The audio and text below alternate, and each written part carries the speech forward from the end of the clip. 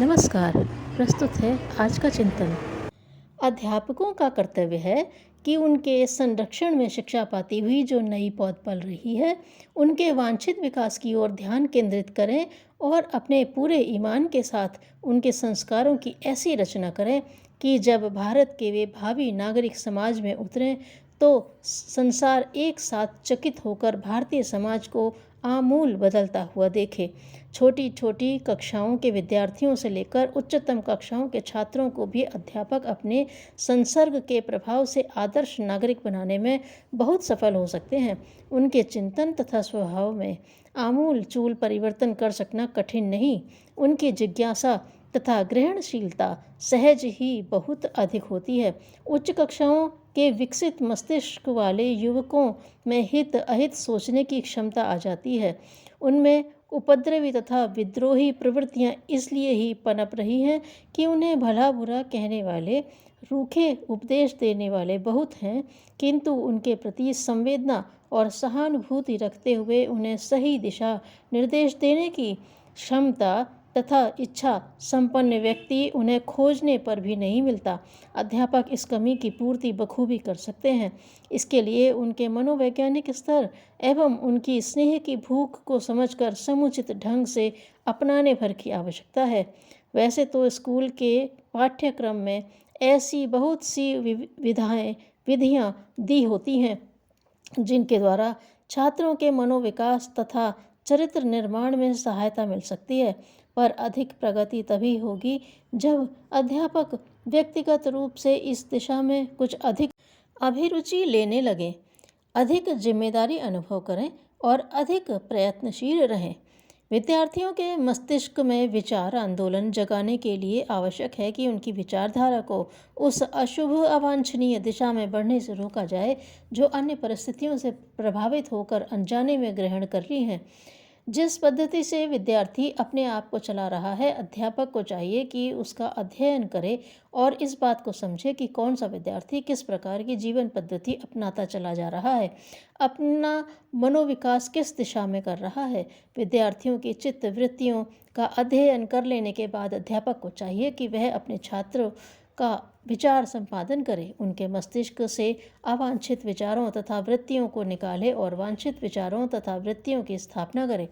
विचार संपादन का यह कार्य कठिन तथा समय साध्य प्रतीत हो सकता है, पर विचार आ सकता है कि कोई अध्यापक पाठशाला भर के सारे छात्रों पर कैसे तो दृष्टि रख सकता है, कैसे उनकी चित्त वृत्तियों तथा विचारधाराओं का अध्ययन कर सकता है और कैसे उनका संपादन कर अवांछनीयताओं को वांछनीयताओं से स्थानापन्न कर सकता है। यह काम तो बड़ा व्यापक और बड़ा कठिन विदित होता है, किंतु बात ऐसी नहीं है। ऐसा तब लगता है जब कोई एक अध्यापक ही सारा दायित्व केवल अपने पर समझे। यह कर्तव्य केवल किसी एक अध्यापक का नहीं है और न एक अध्यापक इस बृहत् कार्य को कर सकता है। इस विचार अध्ययन तथा संपादन का कार्यक्रम स्कूल के प्रत्येक अध्यापक को अपना कर्तव्य समझना होगा और तत्परता से सावधानी पूर्वक उसमें लगना होगा। जब प्रत्येक अध्यापक समान रूप से स्थिति के अनुसार विद्यार्थी अथवा विद्यार्थियों पर दृष्टि रखेगा तो क्रम से सारे विद्यार्थी ही उनकी नज़र के सामने आएंगे, जिससे प्रत्येक अध्यापक प्रत्येक विद्यार्थी के स्वभाव से परिचित हो जाएगा। सारांश यह है कि अध्यापक वर्ग को विद्यार्थियों की चरित्र रचना के काम में ठीक उसी भावना के साथ करने में लगना चाहिए जिस प्रकार कोई विशाल एवं महत्वपूर्ण निर्माण कार्य करने के लिए इंजीनियरों तथा शिल्पियों का मंडल विचार करने के उपरांत एक मन तथा एक मत से कार्य में लग जाता है।